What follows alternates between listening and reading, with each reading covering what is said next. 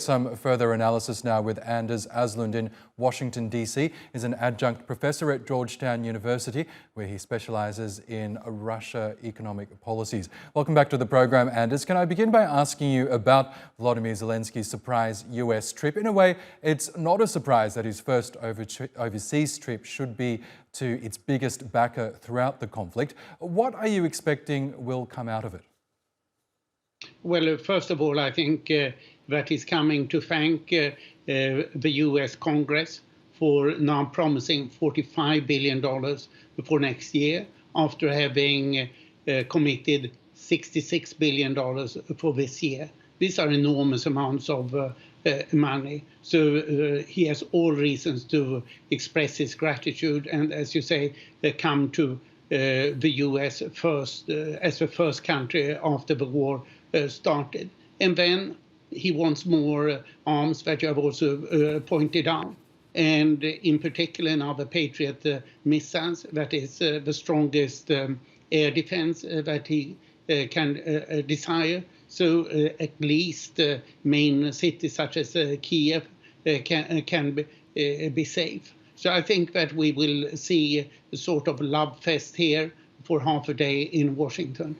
Let's talk about what the US has committed to the war effort so far. The Center for Strategic and International Studies says US aid to Ukraine during this conflict has totaled some $68 billion, with the White House asking Congress for a further $37 billion. How crucial has US support been for Ukraine's war effort? And do you think Americans will continue to support this idea of their money going to this war?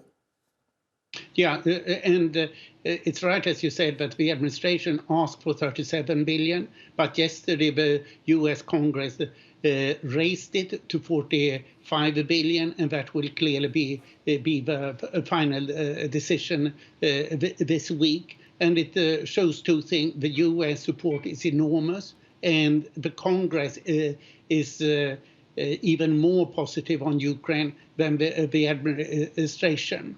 $66 billion is what Russian defense budget for this year was considered to be. So the US support for Ukraine this year is actually at level with the official Russian defense budget, which is quite extraordinary.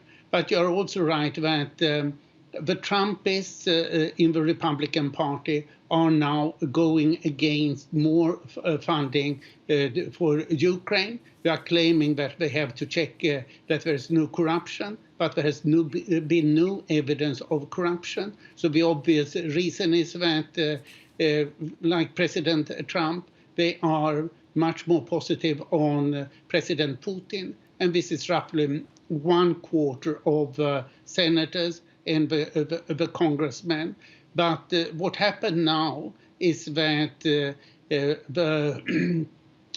pro-Ukrainian senators in the Republican Party overruled them together with the Democrats. Therefore, the Congress now promised all the money that they think they will give for next year already now.